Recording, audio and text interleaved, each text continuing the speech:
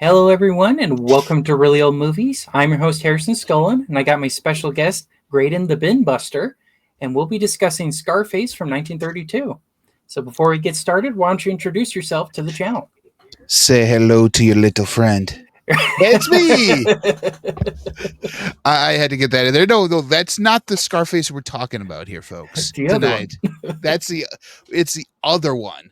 Um, I'm as Harrison said, I'm Graydon, aka the Binbuster. You can find me on all social media at the Binbuster. It's literally right there. But anyways, what I do is I talk movies, comics, pop culture on my channel. I do rankings, stuff like that. I'm currently on a hiatus because I was like work and stuff like that, but I'm coming full steam ahead when Superman comes out. So Oh, yeah. yeah, so I'm going to do a Superman review on my channel when that comes out. So it's going to be the return of Tuesday Night Lives on the Tuesday after Superman comes out. So it comes out July 11th. So that would be the following Tuesday. I would be back on YouTube. So Heck yeah. yeah. All right. And I'll have links to all that down below, so make sure to follow him, guys. He's got some fun videos, and I don't know if you really do it anymore, but when you would go to the stores and just dig through all of the Yeah. The $5 bins. Yeah. yeah. I still dig through the bins if they're there. Some Walmarts Right. don't have them anymore, and they're all neatly piled up. So it's like, Defeats the purpose. yeah, it does. But I have enough movies that I could easily probably just take a refrigerator box, cut it in half, and just dump it all in there, There you and go. then just do it that way. Hey, here Make we your go. own bin. Yes, exactly. All right. So with that now, what has been your experience with this film, Scarface from 1932?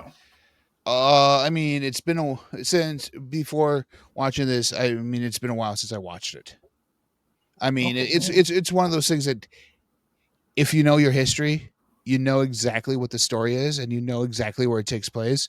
And considering I live about an hour away from where it takes place, it kind of is one of those things. It's like, yeah, that's how it looked back in the day. That's How much has changed? yeah. How much has changed? And like you're like the north side versus south side. Yeah, that still exists. So, but in a different connotation with like more sports and baseball.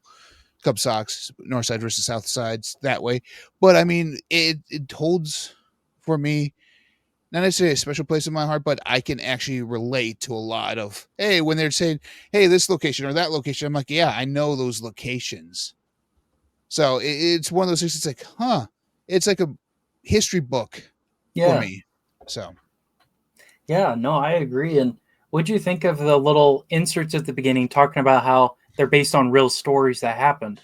yeah, I enjoyed that, and you could tell when at the beginning too when it said Scarface based on the book by and I forget who the author's name was for that book, but yeah, it was based off of all these stories of this mobster, and you could tell that they completely changed the names because it's like, Right. yeah, it's like, yeah, we They're cannot do still this. alive.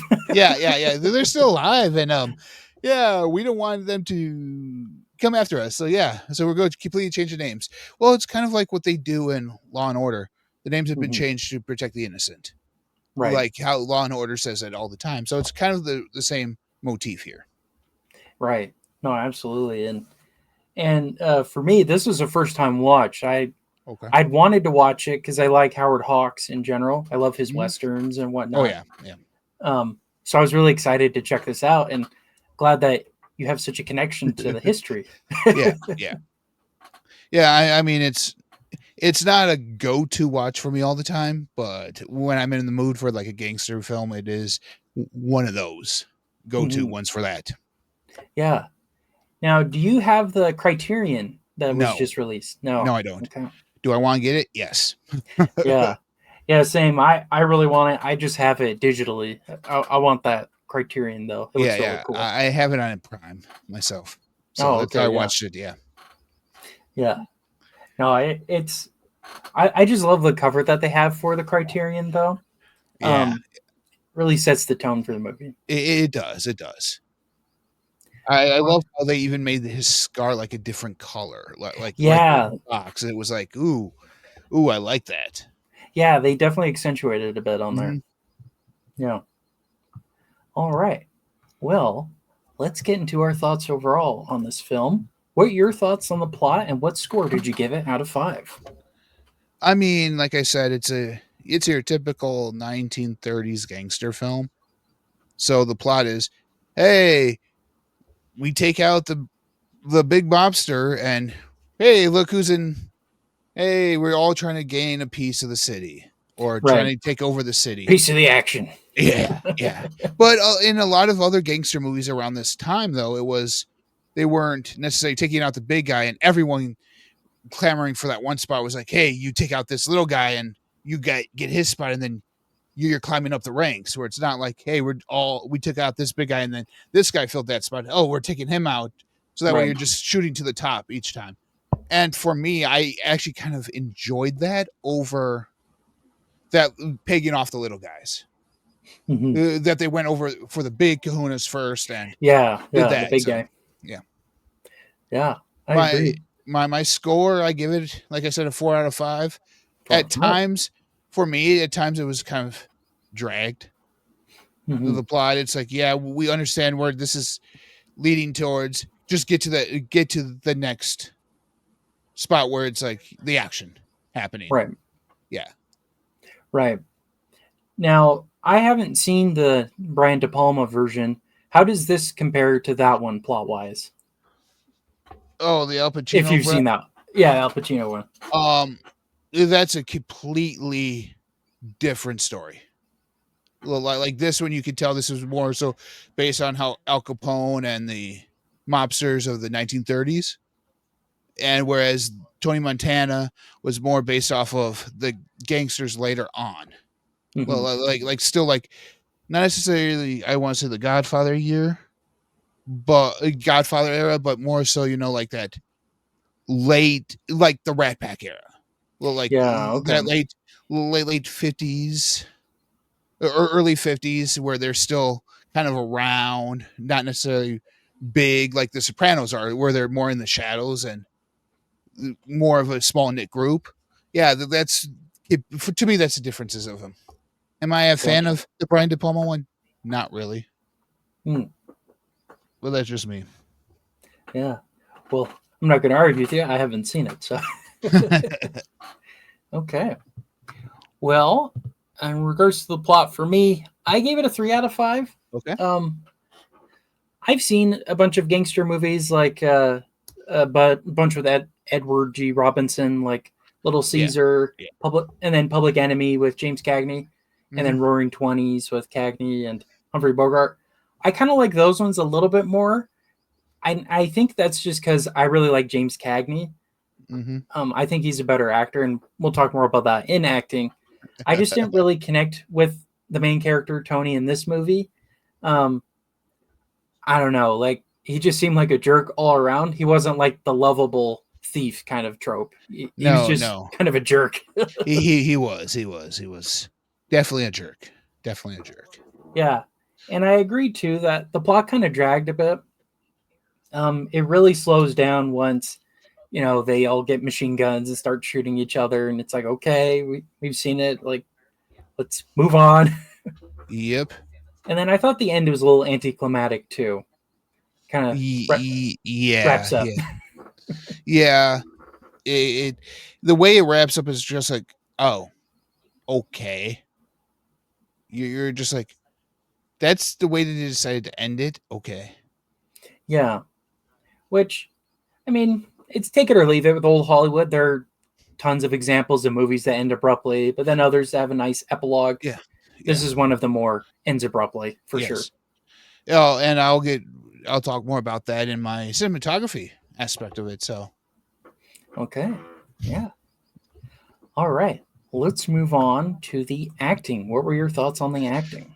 oh, well, like you kind of led into, it's for me, it was a 3 out of 5. I couldn't. To me, it was just above mid tier, Mhm. just enough that I had to give it a 3 out of 5. So it's one of those things, like you said, the actors, like for having someone like Boris Karloff in here. He's hardly in the movie. Yeah. I was like, Well, Boris Karloff's in yeah, this. yeah. I'm I was like, so oh, cool. excited. And then all of a sudden it's like, oh, because they build up to this O'Hara guy, and you're thinking, okay, that's him, and then he's just this minor cameo. It's like, okay, like Tony, like the actor who plays Tony, Paul Muni. I'm Mhm. not, I'm not a huge fan. Like his look reminds me a little bit of the way he looks like Jerry Lewis. Yeah, no, I just totally his see it. face. His face. It just reminds me of that. I totally see it. It's like for me, his buddy right there in that picture, the guy with the mustache, was Mhm. actually a better character than Tony was. Yeah. No, I agree. He was more Yeah, interesting. he was, and it seemed that way too. That a lot of the other background characters around Tony just seemed, for me at least, to be a lot more, not necessarily flushed out, but the actor bringing a little bit more to the table for Mhm. it. Definitely. No, I absolutely agree. I almost wish that Tony was a secondary character, at least the actor, Yeah, because he plays the tropes, in my opinion, of a secondary character, not a main character. exactly. It's like the guy on the left there. Um, we have something we kind of like, which is his girlfriend there, right? Uh huh. That's someone you're like, oh, he's got to keep her protected, and um, that's something we could kind of connect with him with. It's like protection or family or that sort of thing. Whereas Tony, there's nothing. Yeah, exactly. Yeah. So I also gave it a 3. It was just okay, not great. Yeah, yeah, yeah. All right. Let's move on to the Okay. directing. What are your thoughts on the directing? Uh can I say I'm a fan of Howard Hawks because of his westerns? So, Yes. so going into this movie, I'm like, okay, I have it there.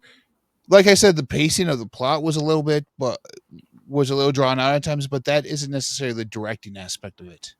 Mm-hmm. That's more so the writing or the way you have to correspond what's on words, what's on paper to the screen. Right. So sometimes you would be like, yeah, we can flush this out or we can't flush this out, but you can tell it's like I want to say it has his signature, but I kind of like his way of using. It's going right into cinematography too. His way he uses of lighting in here Mm. too, to tell more of the scene of what's going on than actually having a flushed out like background scene going Right. on. Right. So, well, like he uses this is a sign of a good director. You use your background very minimally, and you have your actors go for it and make the scene come to life. Right. Whereas the background, unlike most movies nowadays, if you notice, the background's its own character now.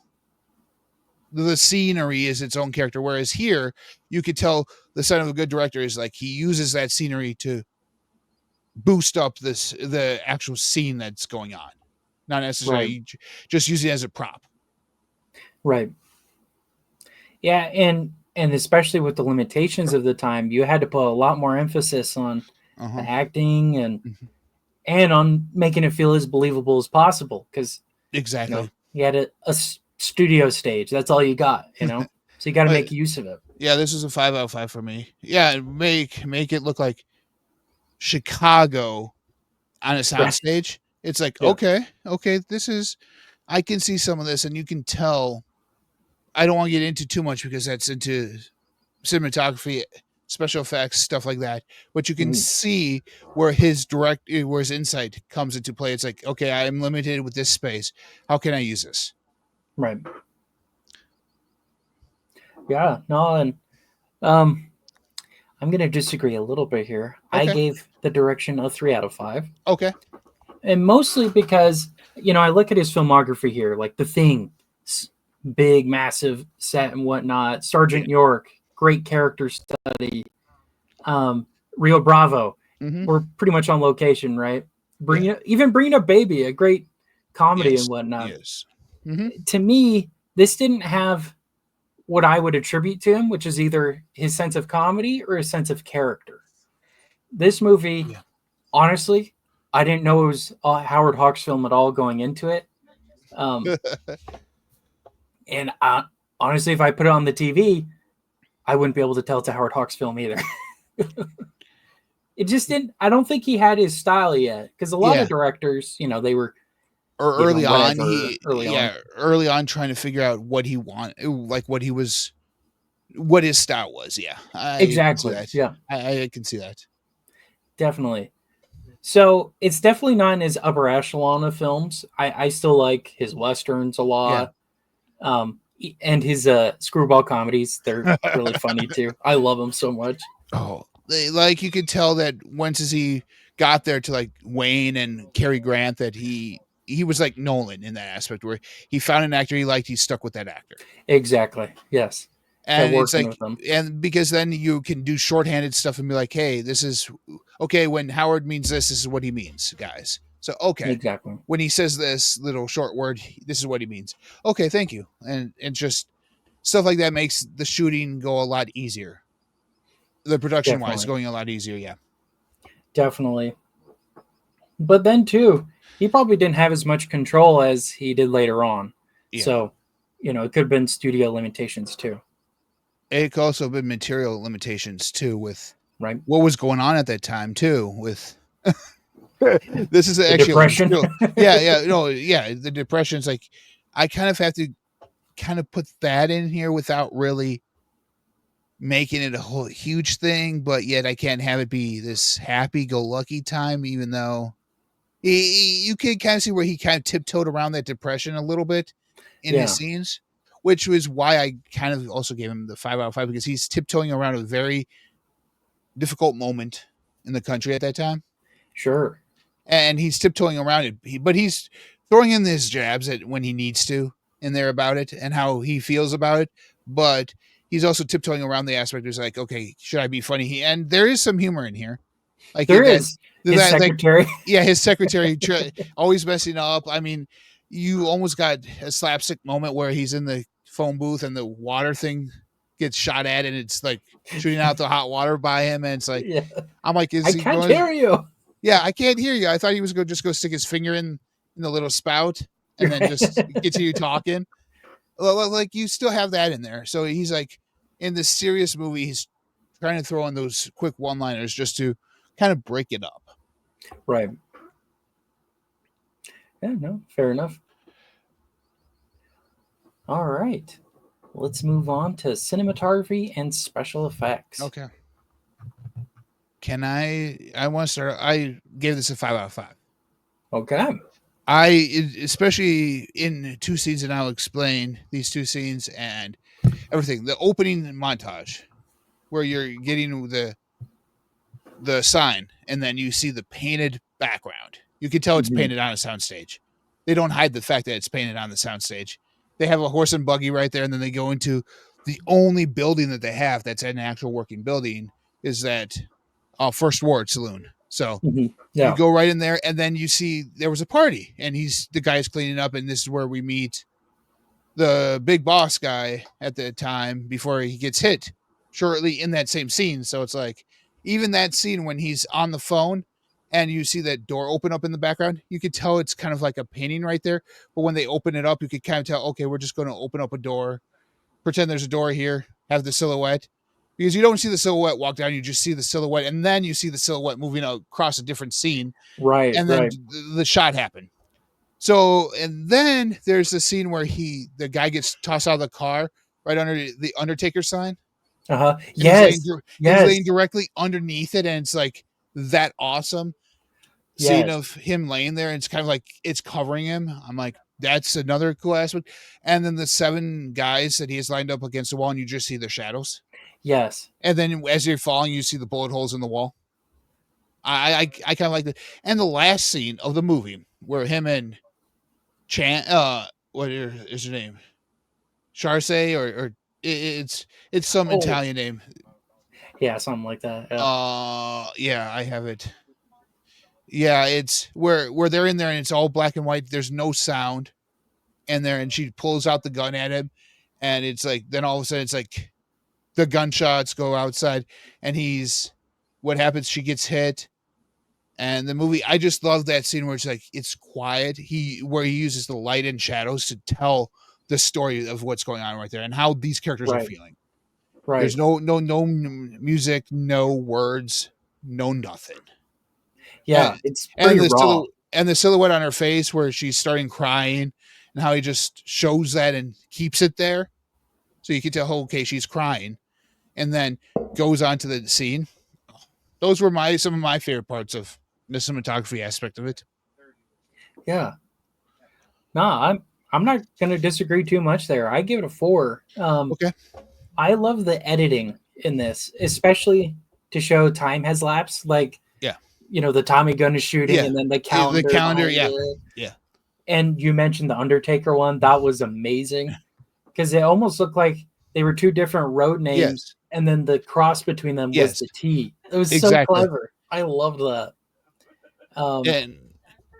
I also loved where the silhouette when you see the X's on top, the six Yes. X's, and it goes Uh-huh. there, and that's how that scene begins and ends, and then the dog barks. It's like, okay, was that dog bark actually supposed to be in there, or was that actually something when they were filming that scene with those X's somewhere? Like he probably saw it somewhere and goes, okay, we need to film this, and there was the dog barking. It's like, oh, we're just gonna keep that.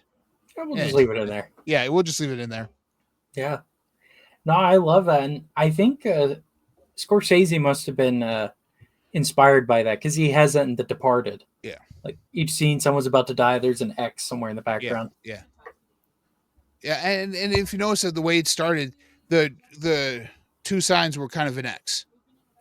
Yes. So it's like that X kind of plays out throughout the entire aspect of the movie, which is another. Like you said, there was no really signature for him, like what we know of, but there was his signature right there. Yeah. In there, an early signature. Let's put it that way. Before he actually defined what his style was. It was his early handwriting, not quite a Yes. signature yet. Yeah, it's that first time when you first learn cursive and you Exactly. write out your name. That's what it is. Yeah. Yeah. It's the beginning stages. Yes. Okay. Let's move on to the music. What were your thoughts on the music? I I gave it a 3 out of 5. I thought there could have been more. Like I said, because of the plot being prolonged, it seemed like it was at times, like I said, with the plot, it just seemed like it dragged. Maybe a little bit more music in certain spots would have kind of just made it a little bit better. Yeah, elevated it a bit. Yeah, just especially the more quieter moments in the movie, just having like Definitely. just a little mellow.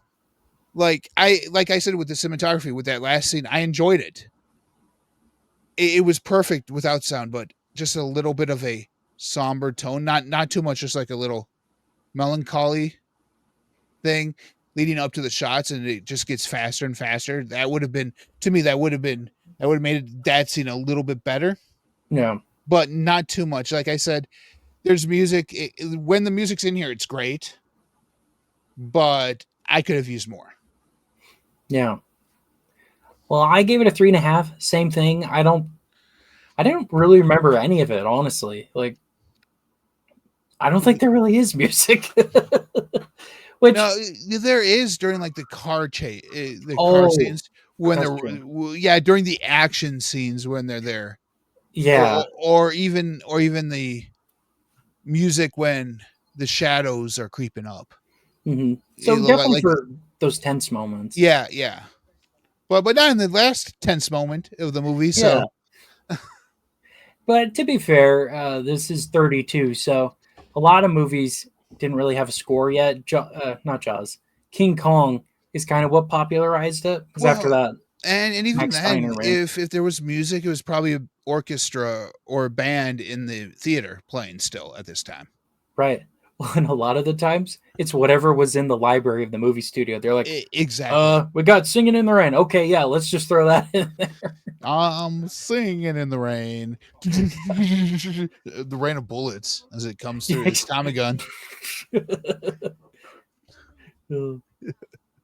Yeah, but it's hard with movies like this and Dracula where there's some music, just not a Yeah. lot. And It, I hate to bring it down, but yeah. music really adds to these It's movies. it's hard when you're used to something because you've seen it so many times in the movies you've grown up with, or even the movies you watch Right, now, to go back to something this early and not experience that. right. And this is why, in my opinion, I think a lot of people don't like classic films You're because not wrong. You're not wrong. they're like, this is what I like, this is what I like, and then they go back to see these classic films. Oh, okay. Yeah. Well, we're kind of talking about that already. With that, do you recommend this movie to people then? I mean, my final score is a 4 out of 5. I give it an 80%. Is it, like I said in the beginning, for me, it's a rewatch because where I live Right. near Chicago. But I mean, if you're a fan of gangster films and you just want to have a repertoire of gangster films in your library, this could be one of those ones to be like, here's where they started early, and this is where they progressed to. Right. So, but like we were saying, just we talked a little bit about everything here. It's just I could have used a little bit more. I mean, the runtime was what, an hour and almost 40 minutes, Yeah, almost something an like hour. that. Yeah, an hour and Yeah. 50, an hour and 40. So for that time, that was like okay, because most movies at that time were low, what 60, 80 minutes. Like Yeah. Yeah, yeah, definitely. like they were just about an hour. They were just a super short, as they called them, where the Yeah. shorts were like 3 to 5 minutes, and it's like, oh, it's a longer film, and here we go. But yeah, it's. Would I recommend this to the right people? Hmm. To those like you, Harrison, who like older films, Yeah. those who like gangster films, to those who collect Criterion films, because Yeah. there's people who just collect those for the titles. Do I think this movie deserves the Criterion treatment as an early gangster film? Yes. As something else, because they don't have many of those in their collection. No, I'm surprised they didn't do Public Enemy because that Yeah, one is more widely yeah. known. Yeah, but it also, I'm When they wondering too have. if it has something to do with the production company and the director, It could because be. They have a lot of Howard Hawks films. That's yes, true. yeah, yes, they do. So it's like, oh, maybe they're doing a Howard Hawks collection, Yeah. like we got the Capra collection. Maybe they're doing a Hawks collection and going to have, here's the Hawks films we have. Here you go. That would be crazy. It would Be be, such a wide range of movies. and some of Got them would be like, comedy and and some of them would drama. be like, really, okay. But like I said, it's a mixed bag of stuff as to who to. Would I recommend it? Yes and no. So Hmm. if you really wanted to have an answer, my answer is yes and no for the reasons I gave. No, fair enough. Yeah, my overall score is a 66%. Okay. So I don't know if I'd recommend this as the first gangster movie Yeah. from this era. Mhm. I would say something more like Roaring Twenties or Yes. Public Enemy. Mhm. This one is, I think, more for curiosity reasons. Yeah. It's like let's say you've already seen the De Palma Scarface film. Now you're like, okay, maybe I'll check out the original, see what they based it off of. Yeah. I agree. I don't think everybody will like this movie. I think it's for a specific niche audience. Hmm. Um, and it, like I said, it wouldn't be the one I would recommend first for a gangster movie of this era. There's plenty of great other ones too. Hmm. It also, like I said, with the Criterion Collection, it kind of leaves you wondering why. Yeah. Like Why this one? yeah. Why, like I said, it probably had something to do with Howard Hawks, and they've already Mhm. had a bunch of his stuff in their collection. But it's like, or even Boris Karloff, they have a bunch of his stuff in their collection. They do. Yep. So maybe it's like one of those aspects of, oh, we have these guys who we already have in the collection. Let's do this. Because you're like going, because sometimes you scratch your head at stuff like that. And this is one of those head scratchers. You're like, okay. Yeah. When I heard Scarface, I'm like, okay, which one? I heard Scarface. I'm like, oh, and then I looked into it I'm like, oh, it's not the De Palma one. It's not the Al Pacino one. It's a 1932 one. Okay. Like, I'm like I said, I've seen it once before, and it's like, why this one? Right. Okay. Like, It might. I didn't check. Like I said, I didn't check that out. So it might have been something to do with more of the extras in the movie, like Maybe, yeah. like the extra features and everything. Why Criterion did it or something like that. I just don't know. You might be onto something though with the Howard Hawks part of Yeah, it. That's yeah, probably it. yeah. Because it seems like when they dive into one director, that's pretty much what they dive into. It's like, here you go. Here's Yeah, everything. Not necessarily right, everything, but here's a lot of stuff. Yeah, right. and a lot of stuff too that doesn't seem to get made by other companies, because Hmm. some of the John Wayne stuff has already been out. It's already out there by other companies. Right, So right. like this, bringing up Baby, some of the like Gentlemen Prefer Blondes, some of that stuff. Yes, it's out there, but when Criterion does it, it's like, here you go. Here's bringing up Baby. Here's some other of his works here, and it's like, okay, it's like, okay, I know it's out there, but it's still now okay.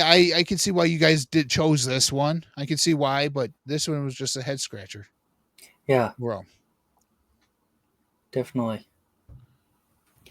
All right. Well, those are our overall thoughts on Scarface from 1932. And thank you so much again for coming on, Ben you're Buster. welcome. You're welcome, And man. Thanks for having me. of course, and before we go, why don't you promote your stuff? And oh, I should say real quick. So this episode will be releasing. Should have said this at the beginning. July 14th. So if yeah, Okay. yeah. Okay. So around.